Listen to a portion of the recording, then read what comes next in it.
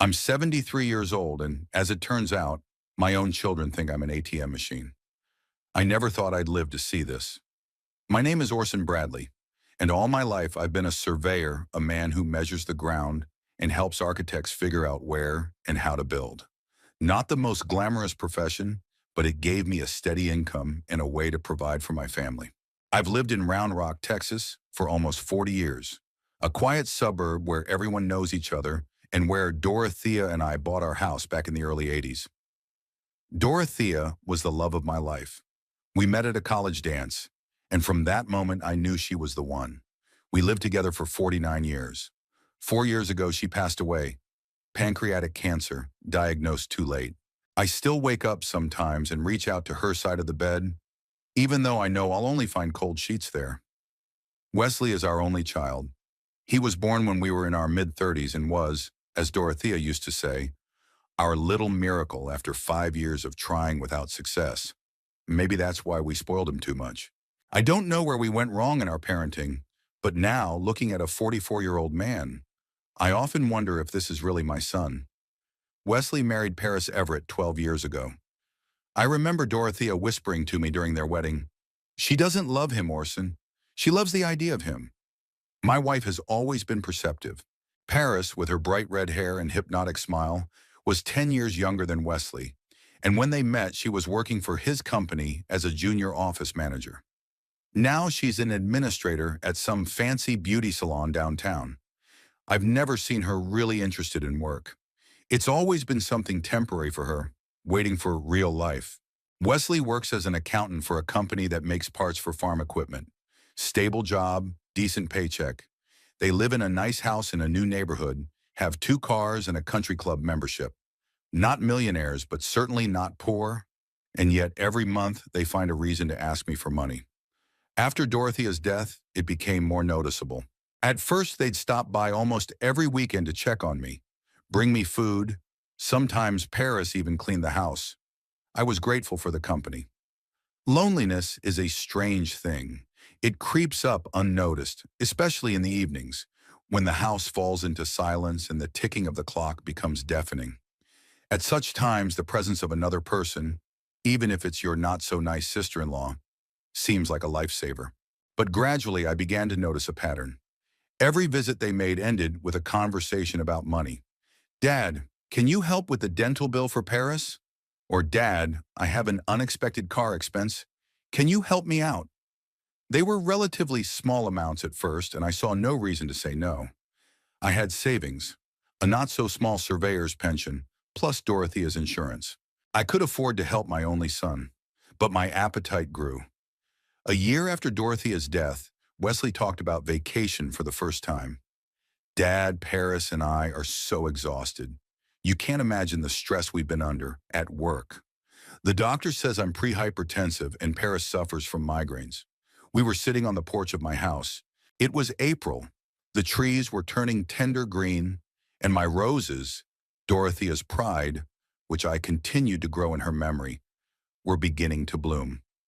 Paris was leafing through a magazine, pretending not to listen to our conversation, though I noticed the corner of her mouth twitch at the mention of vacation. "Pre-hypertension?" I asked her again. "Is it serious?"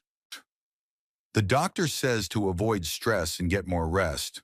Wesley rubbed his temples like he had a headache.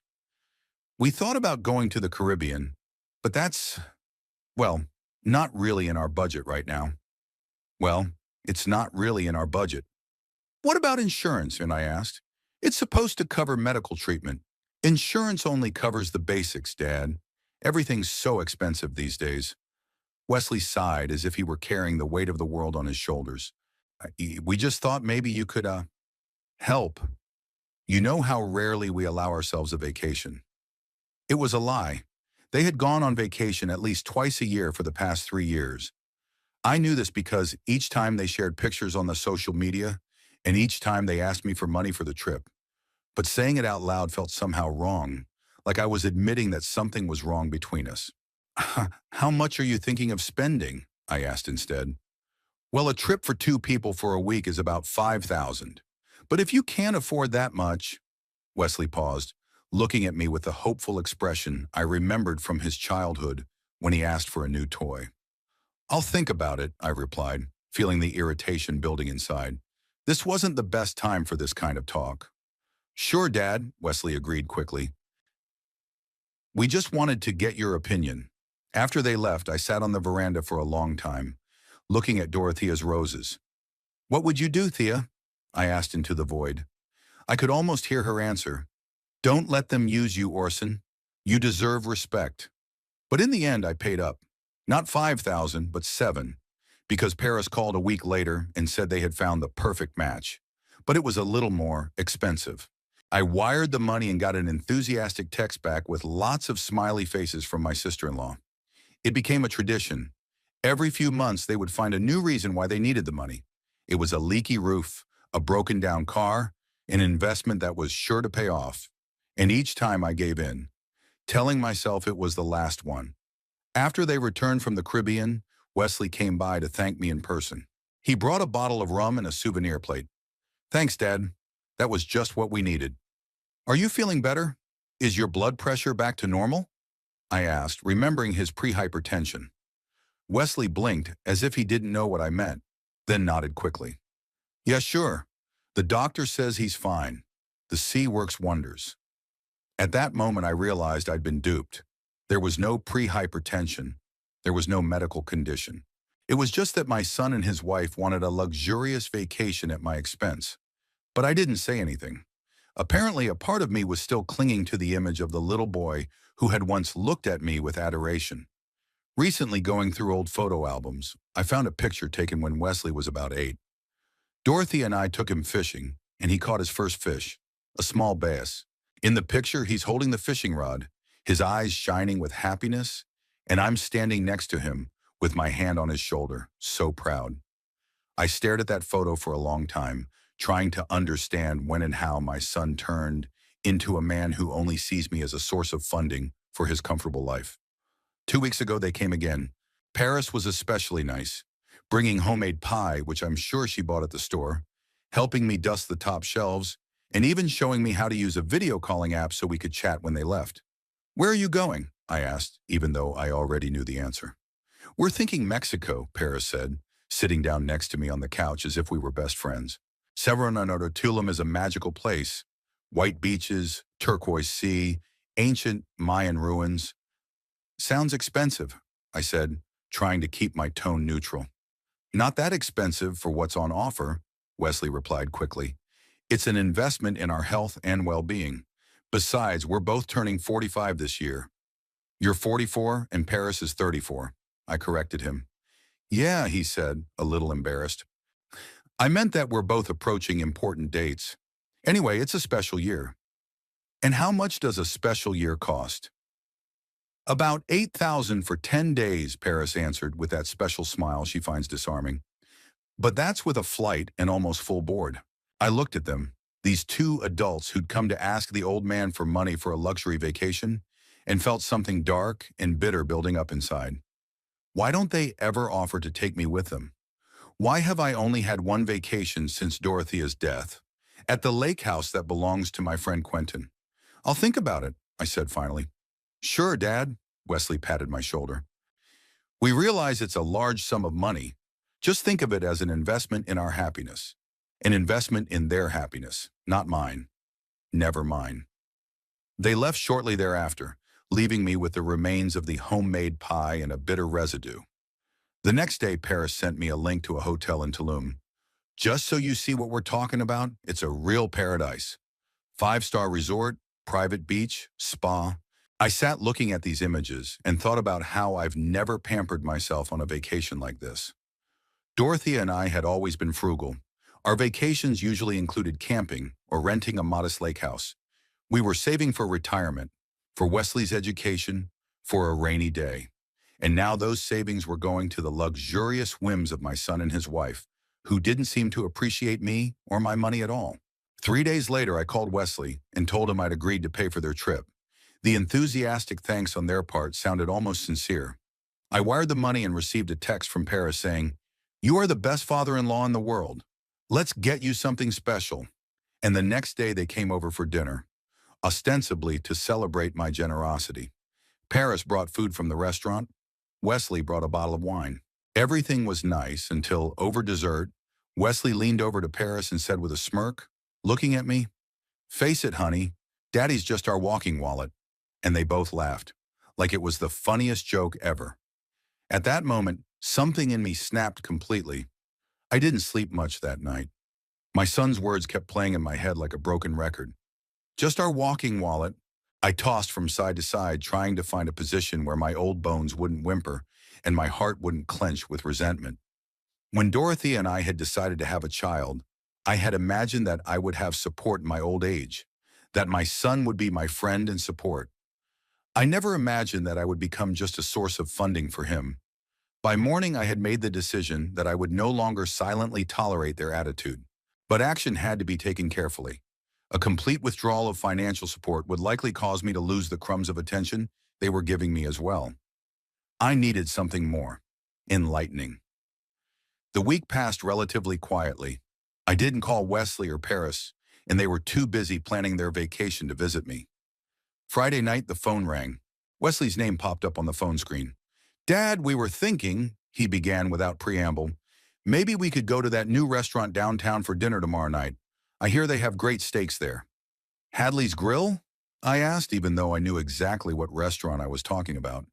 It was a fancy place that had opened a couple months ago, with prices that gave me a headache. "Yeah, that's right. They say it's got a great atmosphere. I've already made a reservation for 7.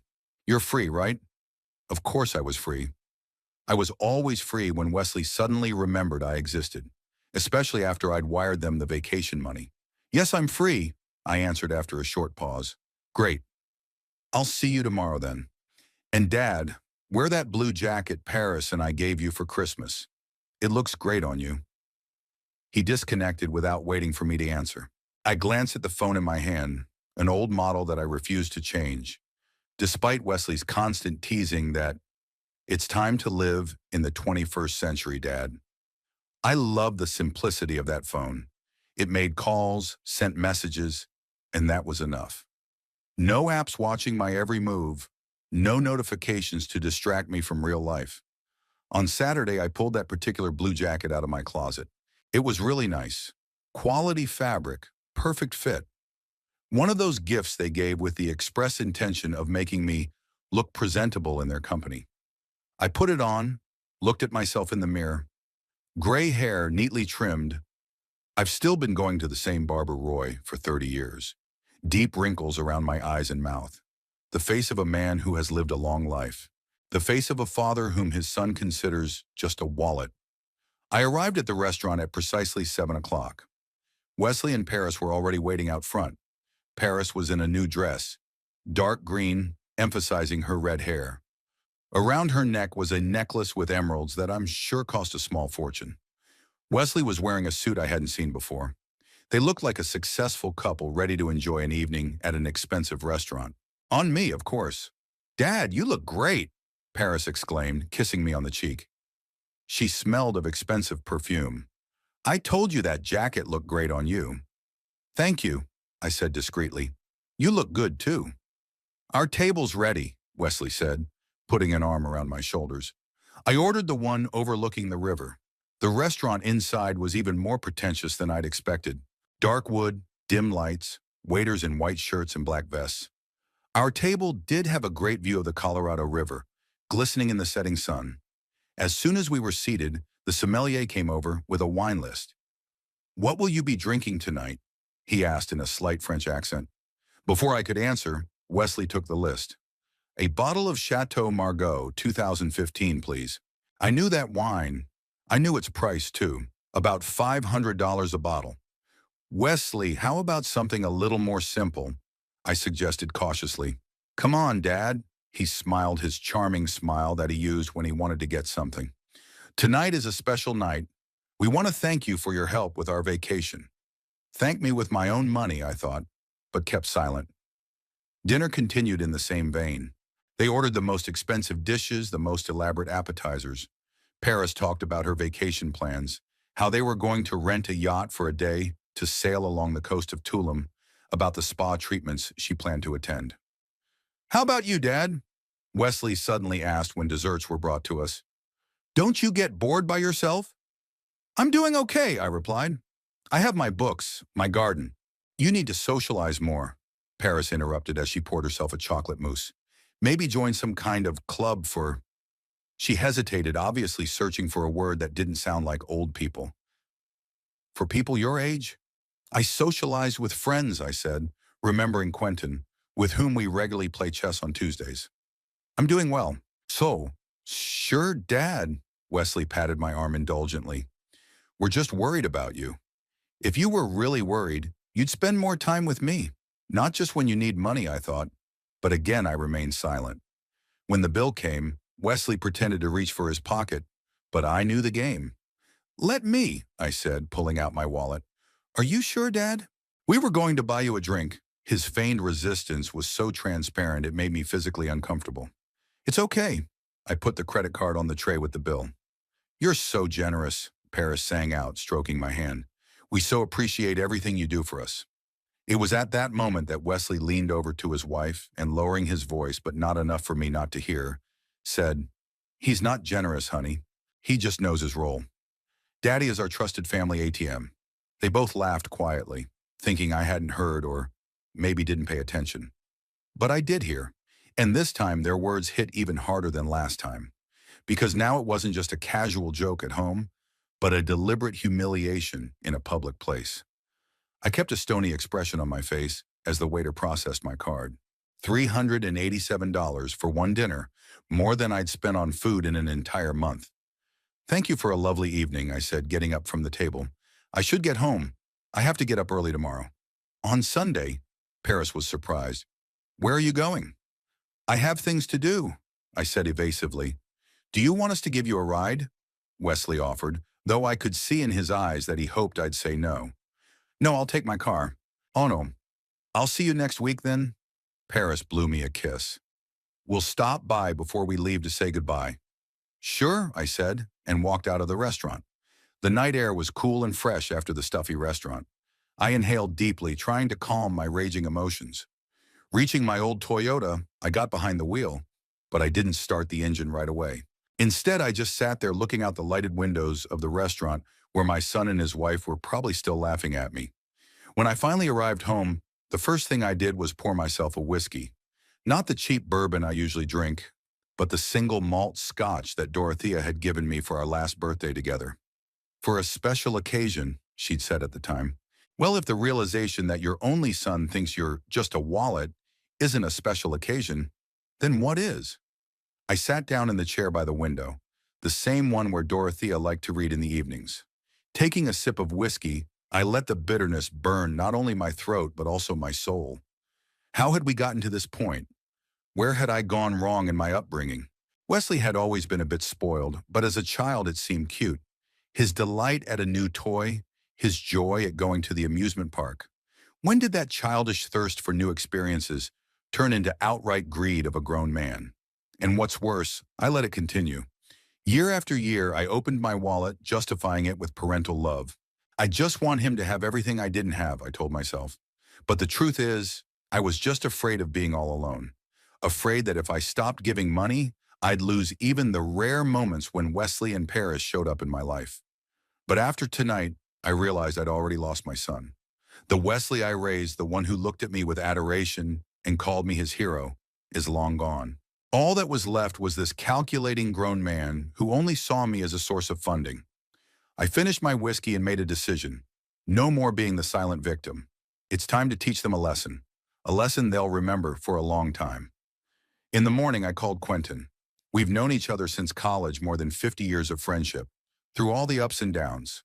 He'd been best man at my wedding to Dorothea, Wesley's godfather, and the only one who'd visited me regularly since my wife's death without asking for anything in return.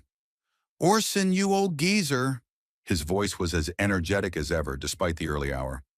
To what do I owe this early call? I need your advice, Quent. I cut right to the chase. And maybe some help. Sounds serious. Come for lunch. Martha's making her signature apple pie. 3 hours later, I was sitting on the veranda of Quentin's house, sipping lemonade and watching his wife, Martha, tending to the flowers in the garden. They lived in a small house on the outskirts of Austin, modest but cozy. Unlike Wesley, Quentin's children, three daughters, all successful and independent, regularly visited their parents, brought their grandchildren and called just to chat. This is the kind of relationship I always wanted to have with my son. "So what's up?" Quentin asked when Martha had gone into the house to prepare dinner. I told him everything about the constant requests for money, the trips I'd funded, and finally the joke about the wallet. Quentin listened without interrupting, only occasionally frowning or shaking his head. "They don't appreciate you, Orson," he said when I was done. "They never will if you keep letting them treat you like this." "I know," I sighed. "That's why I came to you. I need to do something. Something to make them realize how much they're hurting me." "You could just stop giving them money," Quentin suggested. "Say no the next time they ask. They'll just find a way to make me feel guilty. Or stop showing up altogether." I shook my head. "No, I needed something more visual," Quentin thought, tapping his fingers on the arm of his chair. "You said they were planning to go to Tulum? Luxury resort? Beaches? All-inclusive?" "Yeah, in 2 weeks. I already paid for the trip. What if—" Quentin leaned toward me, a mischievous glint in his eyes that I remembered from college when we were planning our next prank. "What if they don't get the vacation they're hoping for?" "What do you mean?" "My nephew Derek works for a travel agency. He specializes in exotic destinations. Not those formulaic resorts for pampered tourists, but real adventure. Places that don't have five-star hotels and buffets, where you have to adapt. I'm starting to see where he's going with this. You're suggesting we replace their luxury vacation with something less luxurious?" "Exactly," Quentin smiled. "Let them think they're going to paradise, but they'll end up, let's just say, a more authentic Mexico. Without air conditioning, five-star service, and all the other frills. Where they'd be exposed to real life, not this artificial bourgeois parody of it." The idea was tempting, very tempting. Wesley and Paris had always been snobs when it came to comfort. Paris had once thrown a tantrum in a restaurant because her salad had spinach instead of arugula, and Wesley refused to stay in hotels below 4 stars.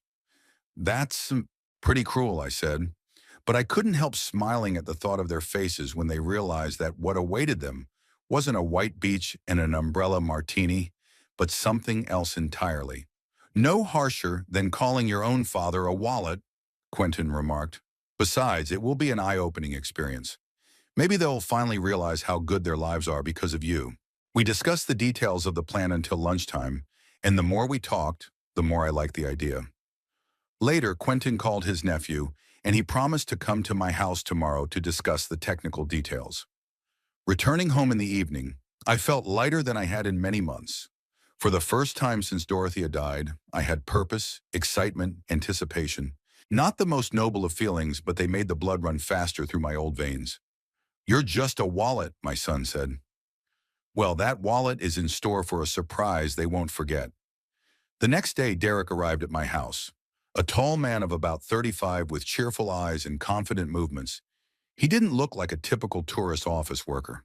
Tanned with sunburned hair, he looked more like a traveler who had just returned from a long journey. "Uncle Quentin told me your situation, Mr. Bradley," Derek said, sitting down at my kitchen table. "And I think I have exactly what you need." He opened his laptop and turned the screen toward me. It showed a map of Mexico, but not the Yucatan coast where Tulum is, but a completely different region. "This is the state of Oaxaca," he explained. "There's a village called San Miguel de Allende, 6 hours from the nearest tourist center. It's a very authentic place. There are no five-star hotels, spas, or any of the other perks of civilization that spoiled tourists love so much. But there are stunning mountains, local culture, and complete immersion in real Mexico." "And what are the uh, living conditions there?" I asked, anticipating Paris's reaction to the authentic conditions. "Very basic." Derek couldn't hold back a smile. "There's a guest house, essentially just a big shack with a few rooms. Electricity works intermittently. There's no hot water at all. Internet. Let's just say there's a cafe 2 kilometers away where you can sometimes get a signal." Sounds, harsh. I felt a slight prick of conscience. But then I remembered my son's words and nodded decisively. Perfect. Don't worry, it's a perfectly safe place, Derek assured me, apparently noticing my second hesitation. It's just a long way from the amenities of modern civilization. The locals are friendly, but they speak mostly Nahuatl and very little Spanish. English is practically unknown there. My son and his wife don't speak Spanish either, I remarked. Well, it will be a good thing for their cultural enrichment, Derek winked at me. The most important thing is transportation. There's a bus from the village to the nearest town every 3 days. You can't call a cab. There's just no cell phone service there. So if they decide to leave early, they'd have to get creative. The plan was working out perfectly. Instead of a luxurious resort with private beaches, spa, and all the amenities, Wesley and Paris would end up in the middle of nowhere, in primitive conditions with no way to get out quickly. 10 days in a place like this will seem like an eternity. How do we organize this technically? I asked. They'll need airplane tickets, documents. Shuo, leave that to me, Derek said confidently. I'll prepare everything from brochures with pictures of the luxury resort to real airline tickets.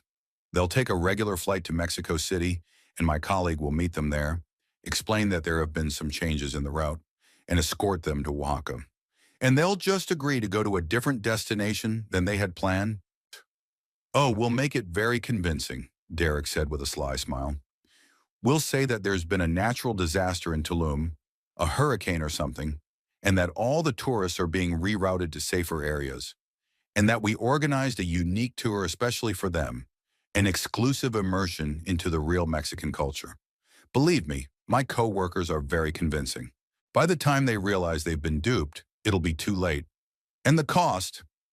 That wasn't my main question, but still, much less than that luxury resort in Tulum, Derek assured me. But we can make it so they won't know about it. The rest of the money can be put back into your account. We spent another hour working out the details of the plan. Derek turned out to be a real professional. He had planned every little detail, from the fake brochures to the cover story for the greeters. When he left, promising to return in 3 days with the finished documents, I felt a strange excitement, a mixture of anticipation and slight anxiety. That evening, Paris called. Hi, Daddy. Her voice sounded too sweet. How are you? Wesley and I were thinking of stopping by tomorrow to show you our new swimsuits for the trip. You'll be home, right? Sure, I answered, trying to sound normal. I'll be expecting you for lunch. Great, I'll cook something special, she promised and disconnected. I hung up the phone, feeling the resolve building inside me. Daddy, it meant. How convenient to use affectionate addresses when you want to get something. The next day they arrived at 12 sharp. Paris had indeed brought food, some elaborate sandwiches from a fancy cafe and a bottle of white wine. Wesley was in high spirits, constantly checking something on his phone and smiling. Do you have good news? I asked, helping Paris set the plates on the table. Just looking forward to the vacation, Dad, Wesley replied, putting his phone away. There's only 10 days left. You have no idea how tired we are and how much we need this vacation. I thought about the fact that my last real vacation was 5 years ago, when Dorothy and I went to Lake Tahoe. The year before, she was diagnosed. Since then, I've hardly been out of Round Rock except for the occasional trip to Quentin's. Yes, rest is important, I said neutrally. During lunch, they talked mostly about the trip, what excursions they wanted to take, what restaurants to try, how Paris planned to spend the day at the spa. By the way, Dad, Wesley said suddenly, sipping his wine, we've been thinking, maybe you should go somewhere else too. You know, get away. You haven't been away since Mom died. I almost choked. Are they suddenly looking out for my well-being? Yeah, I thought about it, I answered cautiously. I could look into some senior tours for you, Paris offered enthusiastically. You know, those special programs with medical support, just to make you feel safe.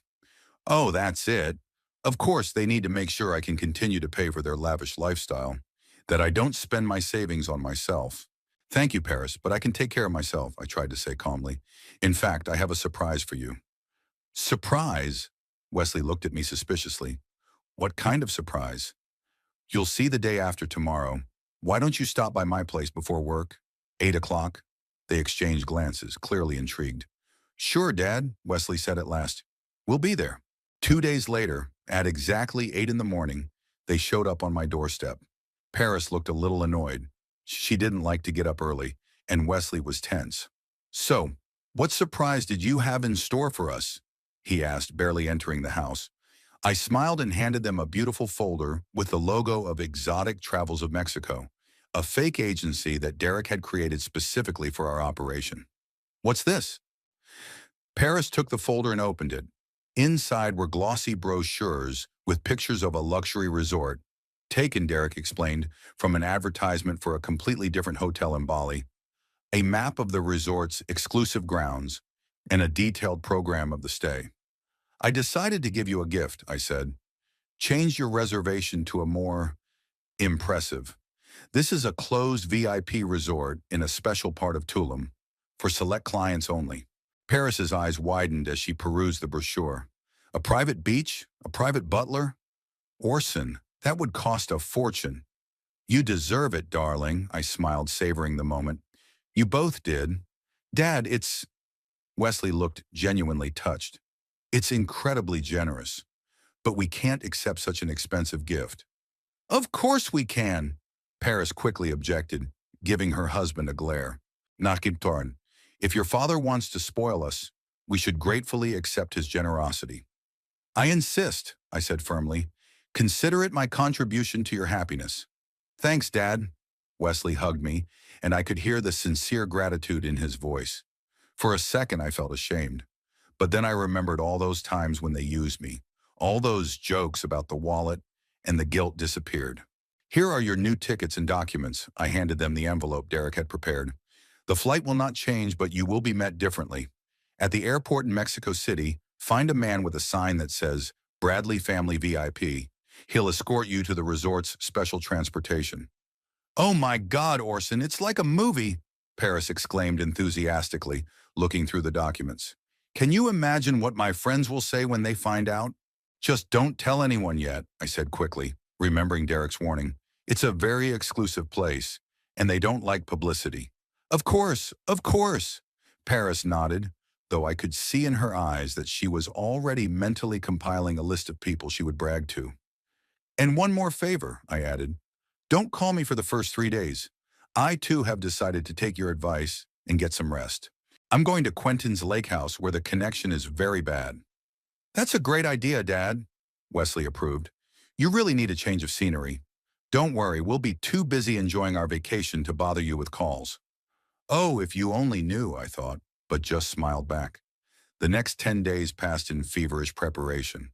Paris kept calling me, asking about the most ridiculous details. "Orson, do you think I should get a gold or silver swimsuit for the first day?" "Orson, the brochure says the resort restaurant has a French chef. Do you think he makes a real ratatouille?" I replied with the patience of a saint, enjoying the irony of the situation. She was preparing for a luxurious vacation that would actually turn out to be the most primitive experience of her life. Part of me felt an almost sadistic satisfaction at the thought. The day before they left, we met one last time. They took me out to dinner, this time to a more modest restaurant than usual. Paris was uncharacteristically nice, even helping me with the menu when I forgot my glasses. Wesley talked about his vacation plans, how they would swim with dolphins, visit ancient Mayan ruins, enjoy exotic cuisine. And I also ordered a surprise for Paris, a romantic dinner on the beach by candlelight, he shared when his wife went to the ladies' room. I want to thank her for putting up with my work delays and constant stress. At this point, I felt bad again. Maybe I'm being too harsh. Maybe they're just regular people with their own flaws and I've turned into a vindictive old man. But then Paris came back, and literally the first thing she said was, "Orson, will you remember to water my orchids while we're gone? I brought them to you last week, remember?" I didn't remember, because she never brought me any orchids. It was just another manipulation, another way to make me feel needed so she could use me later. "Of course, Paris, don't worry," I replied, and the last of my doubts vanished. The morning of their departure came. I volunteered to drive them to the airport, the final touch to my role as a caring father and father-in-law. Paris was agitated, constantly checking her luggage for fear of forgetting something. Wesley was calmer, but I could see his eyes sparkle with anticipation. "Thanks again, Dad," he said as we pulled up to the terminal. It really means a lot to us. You're welcome, son, I replied, hugging him goodbye. You deserve the best. Paris kissed my cheek, leaving a lipstick mark. You are the best father-in-law in the world, Orson. We'll bring you so many souvenirs. I waved at them as they drove away from the airport, and then I got in the car and took a deep breath. It was done. Now all that was left was to wait. When I got home, I packed a small bag, a few changes of clothes, a book I'd been meaning to read for a long time, a chessboard for my games with Quentin. Then I called my neighbor, Mrs. Henderson, and asked her to watch the house while I was away. Sorry, I'm going to a friend's lake house for a week, I explained. I wanted to get away from the hustle and bustle of the city for a while. It's about time, Orson, Mrs. Henderson approved. You deserve a vacation after all you've done for your son and that wife. Mrs. Henderson never hid her disapproval of Paris, calling her nothing but that woman or your daughter-in-law as if she had a lemon in her mouth. I checked my phone. By now, Wesley and Paris should have boarded the plane. No messages. Well, they shouldn't have suspected anything until they arrived in Mexico City, and there they would be met by a VIP resort representative, actually a friend of Derek's, who would explain to them that due to the recent hurricane, all the resorts in Tulum were closed, and they were being offered alternative accommodations at a unique, authentic location. I turned off my phone, got in my car, and headed toward Quentin's house. I had a week of peace and quiet ahead of me, while my son and his wife enjoyed a luxury vacation in a remote village with no hot water, internet, or air conditioning.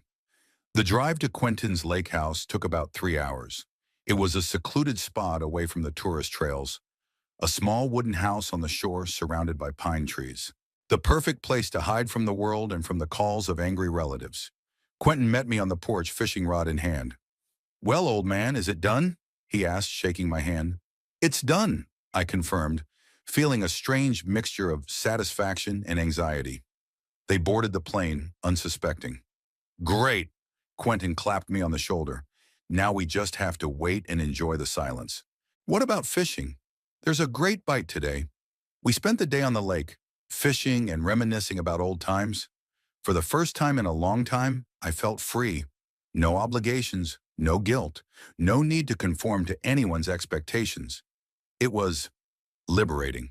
In the evening, sitting on the veranda with a glass of whiskey, I imagined Wesley and Paris arriving in Mexico City, being greeted by a resort representative, getting into a car, expecting to be in paradise in a few hours, and how gradually the landscape outside the window becomes wilder and wilder, the road worse, and their bewilderment more and more intense. To justice, said Quentin, raising his glass. To life lessons, I replied, and we clinked glasses. I decided not to turn on my phone. Let Wesley and Paris fully immerse themselves in their new experience, without being able to call me right away with complaints. Let them feel what it was like to be cut off from their usual comforts, with no immediate help. Let them realize that money can't always solve all problems. After all, the most important lessons in life are often the most painful. The following days passed in blissful tranquility. Quentin and I fished, played chess, grilled caught fish, and reminisced about our youth. I could feel the tension of the last few months gradually leaving my body, my slouching shoulders straightening from age. On the 5th day, I decided it was time to see how my travelers were doing. I turned on my phone and saw what I expected. 157 missed calls and many angry messages. I smiled. The plan had worked perfectly. 157 missed calls. The numbers on the screen seemed almost unreal. Leafing through the list, I could see the desperation building. The first few calls were an hour or two apart. Then they started coming in every 15 to 20 minutes, and for the last 2 days, the calls had been coming in almost continuously, mostly from Paris, but Wesley had shown unusual persistence as well. The messages were even more telling. I scrolled through them, watching the evolution of my traveler's emotions. The first message from Paris sent on the day of arrival. Orson, what's the big joke? We were brought to some dirty village instead of a resort. Call me back immediately. 3 hours later from Wesley. Dad, if this is your idea of a joke, it's not funny. There's nothing here that was in the brochures. Call me as soon as you get this message. Another 4 hours later, again from Paris, already using capital letters. Orson, do you have any idea where we are? There's not even hot water here. Call me back now." Then the messages became more and more desperate. Wesley wrote that they were trying to get out of the village, but the nearest bus wouldn't be for another 2 days.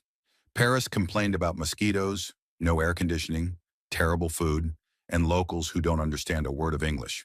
The last message was from Wesley, sent last night. "Dad, I don't know if you're getting our messages, but if you are, please help us get out of here. Paris is sick. She has a fever and some kind of rash from the local water. We're stuck in this hole, and I can't even call a cab because there's no communication here. I had to walk 2 kilometers to the only place with internet to send this message." I set the phone aside, feeling a strange mix of emotions. On the one hand, satisfaction. My plan had worked even better than I'd expected. They'd gotten exactly the lesson I'd hoped for. On the other hand, the mention of Paris's illness gave me a prick of anxiety. I wanted to teach them a lesson, but I didn't want anyone to really get hurt. "Is everything all right, old boy?" Quentin asked, noticing my frown. "Sure, can I do one?" "Paris is sick," I said, handing him the phone. "Maybe we overreacted." Quentin looked at the messages and shook his head. "I bet she's exaggerating. Probably just normal acclimatization or a mild stomach upset from the unfamiliar food. Derek said there was a medic in the village. If something was really serious, they'd go to him." "Are you sure?" I was still feeling uneasy. "Let's check." Quentin pulled out his phone and dialed a number. "Derek, it's Quentin. How are our travelers?" He put the phone on speaker, and I could hear Derek laughing. "Oh, they're perfectly fine, except for the fact that they're completely unaccustomed to real life," he said cheerfully. "My friend Jorge is keeping an eye on them. He says the woman's really a little sick. A mild eating disorder, nothing serious. The local witch doctor gave her some herbal tea, and she's feeling better." "Are you sure they're all right?" I asked, leaning over the phone. "They're not in any danger?" "Absolutely no danger, Mr. Bradley," Derek assured me. "The village is safe. The people are friendly. It's just that the conditions are Spartan, let's just say. None of the comforts they're used to. Your son, by the way, is starting to adjust. Yesterday, he was helping the locals fix the roof of the community center. His wife, on the other hand." Derek chuckled. "Let's just say she's not cut out for village life." I pictured Wesley, my son, who'd never held a hammer in his life, helping fix the roof, in Paris, with her impeccable manicure and perpetual complaints, trying to cope with the lack of hot showers and Wi-Fi. The picture was so ridiculous that I couldn't hold back a smile. "When are they due back?" I asked. "Their return tickets are for the day after tomorrow," Derek replied. "Jorge will take them to the airport in Mexico City." "Don't worry, Mr. Bradley. Everything is going according to plan." After talking to Derek, I felt a little calmer. At least they're not in any real danger. They're just experiencing a lot of discomfort, something they're completely unaccustomed to. "So are you satisfied?" Quentin asked when we sat down to dinner. "The plan worked as planned." "Yes, but now I have to face them," I sighed, imagining what awaited me. "Cherie, they'll be furious." "They deserve a good lesson," Quentin said firmly. "Maybe now they'll think twice before calling you Wallet." That night I couldn't sleep for a long time. Lying in the dark, I ran through possible scenarios in my head about the upcoming meeting with Wesley and Paris. Would they yell, threaten, perhaps refuse to deal with me at all? Strangely, the last option didn't seem as frightening as it had before. The week I spent with Quentin reminded me that there are other forms of communication besides extorting money. The next day, Quentin and I decided to go fishing one last time before I left. It was a warm fall day. The sun glistened on the surface of the lake, and a light breeze brought the smell of pine trees. We were sitting in a small boat, casting our fishing rods, and talking about the past, about college, about our first jobs, about how we met our wives. "You know," Quentin said suddenly, looking at the float, "I've always been a little jealous of you and Dorothea. You had a special relationship." "Yes," I agreed, feeling the familiar dull ache that always came at the mention of my wife. "She was an amazing woman."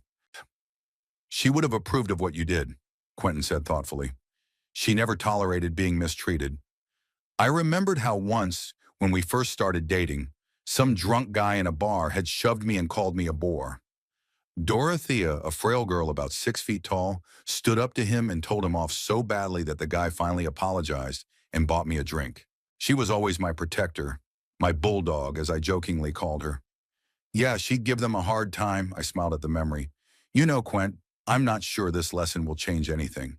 Maybe they'll just hate me and never want to see me again. Maybe, Quentin agreed. But in that case, they don't deserve to be in your life. You deserve respect, Orson, especially from your own son. I nodded, feeling a lump in my throat. It was exactly what Dorothea had told me in the last months of her life, when Wesley had begun to show his true nature. Don't let him use you, Orson. You deserve respect. In the evening, I started packing for the return trip. I needed to get home before Wesley and Paris flew in from Mexico. I wanted to meet them on my property, in my home, where I felt more confident. Call if you need anything, Quentin said, hugging me goodbye. And don't let them pressure you. You did what you had to do. On the way home, I turned my phone back on. There were no new messages. They were probably still in the village, with no access to communications. I imagined their frustration, their anger, their helplessness. Did I feel a sense of satisfaction? Yes, absolutely. But also a strange unease, as if I had crossed some invisible line. When I arrived home, it was already dark. The house greeted me with silence and coolness. I turned on the light, put the kettle on, and looked around. Everything was exactly as I'd left it, but somehow it seemed different. Or was it me that had changed over the week? I made tea and sat back in my chair, thinking about what had happened and what was yet to come. Revenge was sweet, but not what I expected. I thought I was going to feel pure schadenfreude, but instead I felt a strange mixture of satisfaction, guilt, and liberation? Yes, perhaps that was the most accurate word. It was as if I'd finally shed the heavy weight I'd been carrying for years. In the morning, I was woken up by the phone ringing. It was Derek. "Good morning, Mr. Bradley," he said cheerfully. "I just wanted to let you know that your relatives arrived safely in Mexico City. Jorge drove them to the airport. They're flying out this afternoon, so they'll be home by tonight." "How are they?" I asked. "Well," Derek hesitated. "Let's just say they're not in the best of moods. Your daughter-in-law refused to talk to Jorge, and your son was quite abrupt. But physically, they're fine, if that's what you're worried about." Thank you, Derek," I said. "And thank you for everything you've done." "You're welcome." I could almost hear his smile. "If you ever want to go on a real adventure yourself, instead of this touristy nonsense, let me know. I have some great itineraries for people your age." After talking to Derek, I decided to get ready to meet Wesley in Paris. I knew they would probably come to see me as soon as they landed, angry, tired, and ready to unleash their anger on me. I needed to get my thoughts together and decide what I was going to tell them. I spent the day tidying up the house, cooking a simple dinner, though I doubted they would eat with me, and mentally rehearsing my speech. I wasn't going to apologize. They deserved what they got. But I wanted to explain my motives to them, to let them know that their behavior had hurt me. Toward evening, I called Mrs. Henderson. "How was your vacation, Orson?" she asked, and there was genuine concern in her voice. "You looked rested when I saw you through the window." "Yes, it was wonderful," I replied. "Quiet, peaceful, stress-free." "I'm glad to hear that. By the way, did you already know that yours are back from Mexico? I saw a cab outside their house a couple hours ago. That means they're already home, and they haven't come to see me yet." "That's weird. I expected them to rush over right away to tell me what they think." "Thank you for the information, Marjorie," I said. "I expect them to visit soon. Just don't let them get on your neck," Mrs. Henderson warned me. "I saw that sister-in-law of yours getting out of a cab. She looked like she'd swallowed a lemon, and so tan she looked like a tomato." I suppressed a chuckle as I pictured Paris, with her flawless skin on which she'd tested dozens of creams and lotions, turning into a tomato. Another little bonus to my revenge. By evening, they still hadn't shown up. I began to worry. Maybe they had decided to stop communicating with me altogether. On the one hand, that would make sense. But on the other hand, it was a little hurtful. I wanted to explain my motives to them, wanted them to understand how their behavior had hurt me all these years. Around 9 p.m., the phone rang. Wesley's name popped up on the screen. I took a deep breath and answered it. "Hello, son." "Dad." His voice sounded tired and a little hoarse. "We're back." "I know," I said. "Mrs. Henderson saw you arrive. How was the trip?" There was a long pause, and then Wesley said, with ill-concealed anger, You know very well how our trip went. You're the one who arranged it, aren't you? Yes. I didn't see the point in denying it. I wanted you to have a special experience. A special experience? His voice rose an octave. You call this a special experience? We spent 10 days in a filthy village without hot water, proper food, or basic amenities. Paris got sick from the local water. She still has an upset stomach. And I got some weird rash from the local plants when I was helping fix the damn roof. I'm sorry you're sick, I said sincerely. It wasn't part of my plans. Oh, so you had plans? The sarcasm in his voice was almost palpable. Let me guess. You wanted to teach us a lesson, didn't you? Show us how ordinary people live? Or was it revenge for something? Not something, Wesley. Everything, I tried to say calmly. For the way you've treated me over the last few years. The way you've used me. For the way you've called me wallet. Again the pause, longer this time. You heard that? It wasn't a question, but a statement. Of course I heard it, I answered. Parmesan, and more than once. It was just a joke, Dad. His tone became conciliatory. We didn't mean anything by it. Jokes are usually funny to everyone in the conversation, I pointed out. I wasn't amused. And that's why you decided to send us to this shithole? Make us suffer? I wanted you to understand what it's like to be treated differently than you expect. How it feels to feel cheated and used. Wesley sighed heavily. We'll come back tomorrow, he said after a pause. We need to talk in person. We're too tired today. Of course, Amai agreed. I'll expect you tomorrow at lunchtime. After my conversation with my son, I couldn't calm down for a long time.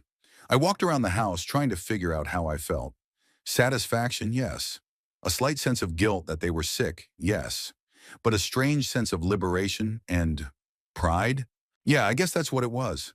Pride that I'd finally stood up for myself, that I hadn't let myself be used like I had in years past. I went to bed with a firm decision. Whatever the consequences of tomorrow's conversation, I would not back down. It was a necessary lesson, and I will not apologize for it. If Wesley and Paris decide to stop communicating with me because of it, well, that will be their choice. But I will no longer silently tolerate disrespect and manipulation.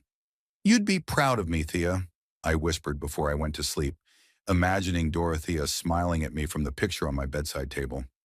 In the morning, I woke up with a sense of determination I hadn't felt in a long time. I made a simple lunch. Nothing fancy, just chicken soup and homemade bread from Dorothea's recipe. Not to placate Wesley and Paris, but because cooking always calmed me down, helped me get my thoughts together. At 12:30, I heard the sound of a car pulling up. A minute later, there was a firm knock on the door. I took a deep breath, squared my shoulders and went to open it, ready for any development. I opened the door and barely recognized my relatives. Wesley looked gaunt, with overgrown stubble and a burnt nose. His usually neat haircut had turned into a disheveled mess of hair, and his arms were covered with red patches, apparently the rash he'd mentioned. But the real revelation was Paris, her usually perfectly styled red hair in a sloppy ponytail, her skin the color of an overripe tomato, and dark circles under her eyes. They were both dressed in wrinkled clothes that were in obvious need of washing. Come in, I said, stepping aside. They walked silently into the living room. Paris flopped down on the couch like she'd been on her feet for the last 10 days, and Wesley stood with his arms crossed over his chest. I made lunch here, I said, breaking the heavy silence. If you're hungry. We're not hungry, Wesley said. We're here to talk. Shinominum. Okay, I sat down in the chair across from the couch. I'm listening. Wesley paced around the room as if he couldn't sit still. You sent us to hell, he said finally, stopping and looking me straight in the eye. Do you know what we've been through in these 10 days? I have a general idea, I answered calmly. A general idea, Paris intervened, her voice shaking with anger.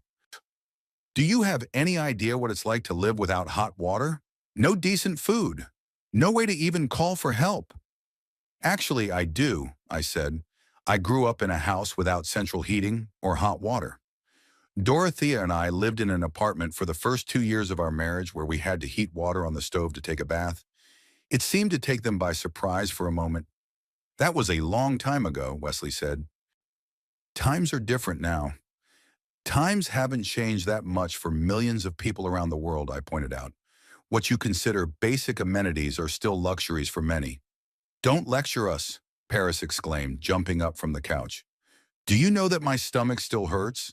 That I got some kind of intestinal infection from their dirty water? I'm sorry you're sick, Paris, I said sincerely. It wasn't part of my plan. Oh, so you had a plan? Wesley started pacing around the room again. Tell us about this great plan, Dad. About how you conspired with that fake travel agent. How you forged the documents. How you tricked us into going to this shithole. Yes, I had a plan. I saw no point in denying it. A plan to teach you a lesson. To show you what happens when people aren't treated the way they expect to be treated. When they're deceived and used. And who was deceiving you, Dad? Wesley asked with bitter irony. Who used you? You, I answered simply. Both of you. For years. That statement seemed to stun them. Paris sank back onto the couch, and Wesley froze in place. We? He interjected. What do you mean? You only come to me when you need something, I began, feeling the long-contained irritation building up inside. Usually money. You're never interested in my life, my problems. To you, I'm just a source of funding for your whims. A walking wallet, as you said yourself, Wesley. It was just a joke, Dad. Wesley looked a little embarrassed. A silly joke after a couple glasses of wine. Jokes have a way of revealing true thoughts, I pointed out. But it's not just the joke. It's about the way you've treated me over the last few years, especially since Dorothea's death. We've taken care of you, Paris objected. I've cleaned your house, cooked for you. When? I interrupted her. In the last 4 years, you've dusted the living room maybe a couple times, and each time it was before asking for money. Paris opened her mouth to object, but then closed it, apparently unable to find anything to say. Sir, we've always honored your feelings, Wesley tried. We've always been grateful for your help. Grateful? I couldn't hold back a bitter laugh. You call that gratitude? When you take my money for granted? When you laugh at me behind my back? When you use me to fund your lavish lifestyle without giving a second thought to how I feel? Wesley looked like I'd punched him. He slumped down on the couch next to Paris. I didn't think you'd see it that way, he said quietly. We're just used to you always helping us. Exactly, I nodded. You're used to it. Used to old Orson always paying. That he'd never say no, never resent, never demand respect. Is that why you decided to punish us? There was resentment in Paris's voice. Send us to this horrible village? I decided to show you what it's like when your expectations aren't met, to be deceived by those you trust. There was a heavy silence. I saw Wesley and Paris look at each other, clearly unsure of what to say. Do you have any idea how I've felt all these years? I continued when it was clear they weren't going to answer. Every time you called, I knew a request for money would follow. Every visit ended with me opening my wallet. And not once did you offer to take me on a trip with you, to enjoy what I'm paying for. We thought you wouldn't want to, Paris mumbled, looking down at the floor. You're always so homely. You never asked, I replied. Never wondered what I wanted. To you, I was just an old man who sits at home and dutifully writes checks when asked. Wesley ran his hand through his hair, a gesture he'd adopted from me as a teenager. It reminded me of the times when we'd been closer, when he'd actually looked at me with respect instead of like an ATM.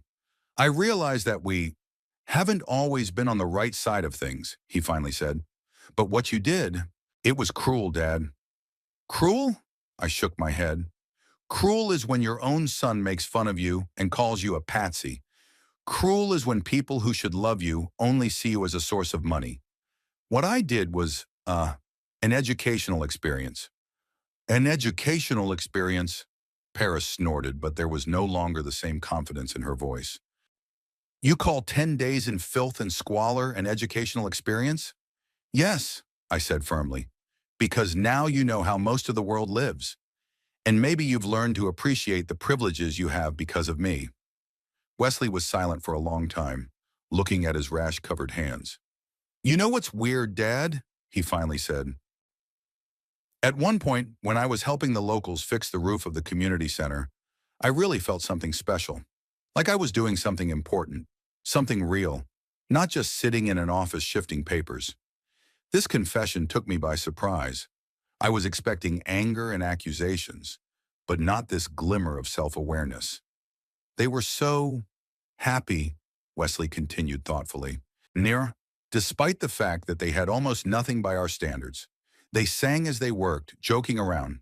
And when we were done, they threw a real feast with local food and homemade booze.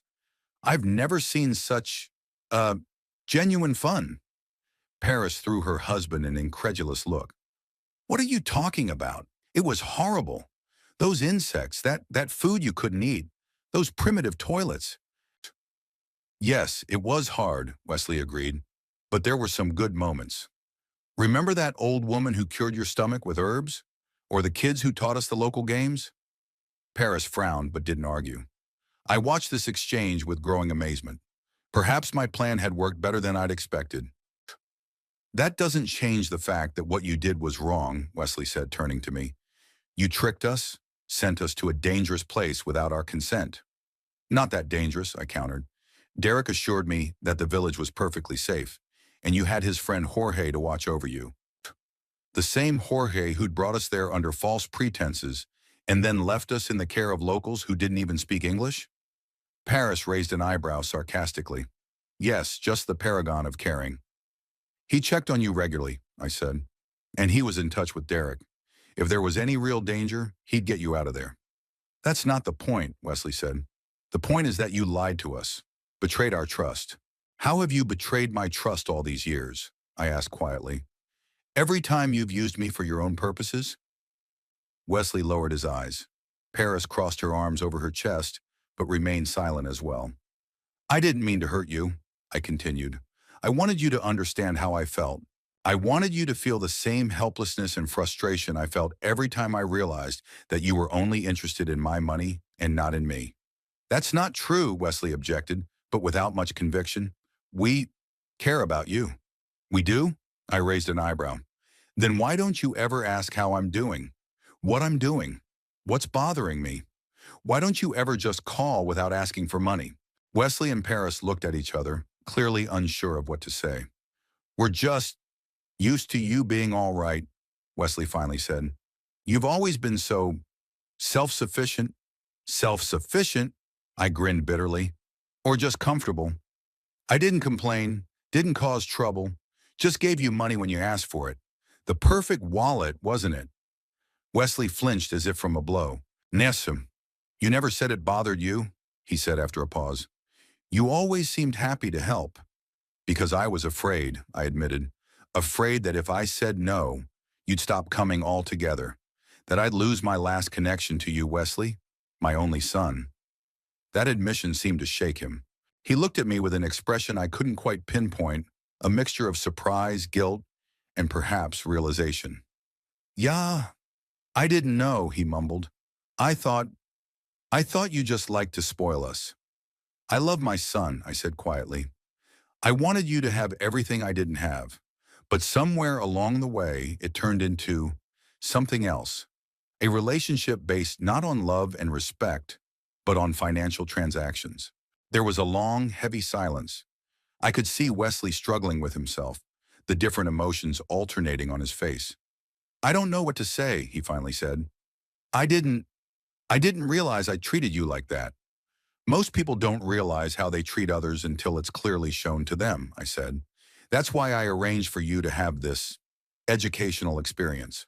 Paris, who had been silent until then, suddenly stood up. I'm not going to sit here and listen to these accusations, she said sharply.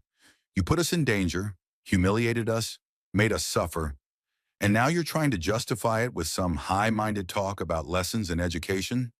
You're just a vindictive old man who can't bear to see his son living his life. Her words were like a slap in the face, but I didn't show how they hurt me. Paris, Wesley put his hand on her shoulder, but she shook it off. No, Wes, I'm not going to be quiet. He ruined our vacation, put us through a real nightmare, and now he's sitting here lecturing us? I won't stand for it. She grabbed her bag and headed for the door. I'll be in the car, she said over her shoulder. Don't be long. The door slammed shut behind her, leaving Wesley and me alone. Paris can be emotional, he said after an awkward pause. I've noticed, I replied dryly. Wesley sighed and rubbed his face with his hands. Look, Dad, I realize that maybe we haven't always treated you the way we should have. And I'm sorry about that stupid wallet joke. But what you did, that was over the top. Maybe, I agreed. Surely, but sometimes it takes extreme measures to teach an important lesson. And what was the lesson you wanted to teach us? Wesley asked, and I heard genuine curiosity in his voice. That money is not the most important thing in life, I answered. That relationships should be built on mutual respect and care, not financial gain. That I was your father, not an ATM machine. Wesley was silent for a long time, staring at the floor. Hey, he said at last, when we were in that village, without communications, without the usual comforts, I thought a lot about life, about work, about how Paris and I live.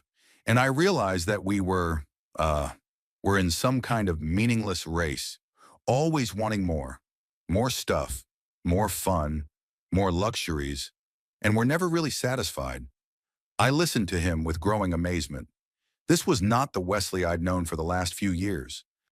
And those people in the village, he continued, they have almost nothing by our standards, but they seem happier, calmer. They spend time together, talking, singing, laughing. They don't sit staring at their phones like Paris and I do. He looked up at me, and I saw something new in his eyes, a glimmer of realization, maybe even wisdom. I'm not saying what you did was right, he said, but I'm beginning to understand why you did it. I felt something clench in my chest. Perhaps hope that not all is lost, that my son is still capable of reflection and growth. I'm sorry I had to resort to such measures, I said sincerely. I tried to talk to you before, but you wouldn't listen. I know, Wesley nodded. Yeah, I was too busy with my own things, my own problems. I wasn't paying attention to your feelings. A car horn honked outside. Paris was clearly losing patience. I have to go, Wesley stood up. We still have a lot to talk about, but not today. Paris is still too upset, and I need to process all of this. I got up too. I understand. Come back when you're ready. I'm always here. He took a step toward the door, but then suddenly stopped and turned to me. You know what the strangest thing is? He said with a slight smile. In spite of all the difficulties, at one point I almost enjoyed the experience. Felt alive, real, not just another office worker living the same script day after day. Sometimes getting out of your comfort zone is the only way to grow, I said. Yes, Wesley nodded. But next time, please just tell me if I'm being an asshole, without all those extreme measures. Deal, I smiled, feeling the tension between us ease a little. Another impatient beep from outside. I really have to go. Wesley headed for the door. I'll call you the other day, okay? I'll be waiting, I said. When the door closed behind him, I sank into the chair, feeling a strange mix of emotions. Relief that the confrontation hadn't gone as badly as I'd expected. Hope that perhaps my son had actually learned some kind of lesson from the experience. And anxiety because Paris clearly wasn't as conciliatory as Wesley. I wasn't fooling myself. This was only the first step. There were many more difficult conversations ahead, perhaps even fights. But at least the ice had been broken. For the first time in a long time, my son and I talked not about money, but about feelings, about relationships, about life values. As I sat in the silence of the empty house, I reflected on how strangely life works out sometimes. I had started this plan out of resentment and a desire for revenge, and in the end, it could lead to a real reconciliation, a new phase in our relationship with our son. Unless, of course, Paris got in the way. Her reaction was predictable. She was always thinking only of herself, of her own comfort and gain. I wasn't sure she was as capable of learning a lesson from this experience as Wesley was. And I was concerned about her influence on my son, but those were already problems for the future. Right now, I felt strangely calm and peaceful. I had expressed everything I had accumulated over the years. I was no longer the silent victim, giving away my money without complaint. I had stood up for myself, and it felt right. I glanced at the picture of Dorothea standing on the mantelpiece. Would you approve, Thea? I mentally asked, and I could almost hear her reply. You've put up with it too long, Orson. It was time to show them what they were losing by treating you so dismissively. Quentin called in the evening. So, Rebel, how was the meeting with the prodigal relatives? He asked with his usual directness. I told him about our conversation, Wesley's unexpected reaction, and Paris's anger. I'm not surprised, Quentin snorted when I was done. That plan of yours was like a litmus test of who was worth what. Wesley seems to be your son, a son capable of learning and reflection. And that daughter-in-law of yours, well, she just showed her true colors. Do you think Wesley will really change his attitude? I asked doubtfully. No, time will tell, Quentin said philosophically. But at least you've given him food for thought. And that's a lot. After talking with Quentin, I couldn't sleep for a long time, thinking about the future. What would happen next? Would my relationship with Wesley change? Would I ever be able to find common ground with Paris? And most importantly, was I ready for that change? Change is never easy, especially at my age. It would have been easier to go back to the old relationship model. I give money. They pretend to love me. But I knew I couldn't live like that anymore. Not after getting a taste of freedom and self-respect. Whatever the consequences of my educational experiment, I was ready for them. I was no longer afraid of losing my son because I realized the simple truth. If our relationship was only held together by money, I had actually lost him a long time ago. The week after our conversation passed in a strange silence. Wesley didn't call as promised. Paris hadn't shown any signs of life either. I didn't know what to think. Whether they were so offended that they decided to cut off communication with me, or whether they were just thinking about the situation, as Wesley had said. Either way, the silence gave me time to think. I took many walks in the neighborhood, sat in my garden watching the wind play with the leaves of Dorothea's roses, and thought about my life, past, present, and future. And gradually a decision ripened in me. I need a change, a radical change. I could no longer, and would no longer, continue to live my life as before, in a toxic relationship with my son and daughter-in-law, even if things would change after our conversation. On Thursday, I called Quentin. I've decided to move, I said without preamble when he answered. Move? Quentin sounded surprised. Where to? I don't know yet, I admitted, but I don't want to stay in Round Rock anymore. There are too many memories, too much baggage.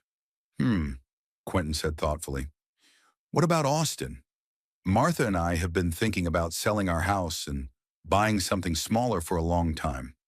Too much hassle with a big lot at our age. We've got our eye on a small condo in a new senior complex on the north side of town. There are still a few vacant condos there. That sounds interesting. I imagine living next to my old friend, without the constant pressure from Wesley and Paris, and it seems surprisingly appealing. It's got everything you need to live comfortably, Quentin continued. A swimming pool, a gym, a common living room for gatherings. And most importantly, there's no gardening or repairs.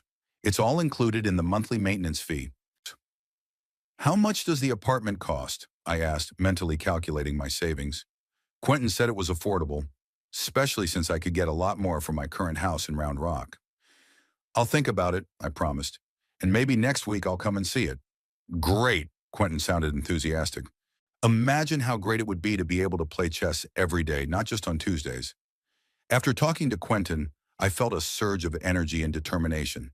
For the first time in a long time, I had a goal, a plan, something I really wanted for myself and not for others. The next day I called my attorney, Leonard Pratt.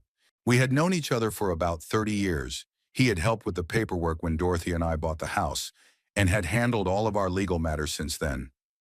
Orson, I haven't heard from you in a while, Leonard greeted me. What can I do for you? I need to change my will, I said bluntly, and I'd like to consult on the sale of the house. There was a brief pause on the other end of the line. These are big decisions, Leonard finally said. Are you sure? Absolutely, I said. When can I come over? We made an appointment for the next day. Leonard worked on Saturdays, and I was grateful for that. I wanted to get things done as soon as possible before I changed my mind. His office was quiet and cool, smelling of leather and paper. Leonard was dressed impeccably as always. A three-piece suit, despite the day off, his gray hair neatly slicked back. So, Orson, he said as we sat down at the table, tell me more about what you want to change in the will. I want to exclude Wesley, I answered bluntly. Completely. Leonard raised an eyebrow but said nothing, waiting for me to continue. Over the past few years, our relationship deteriorated, I explained. Sarmama, he and his wife see me only as a source of money. I don't want to encourage that attitude anymore.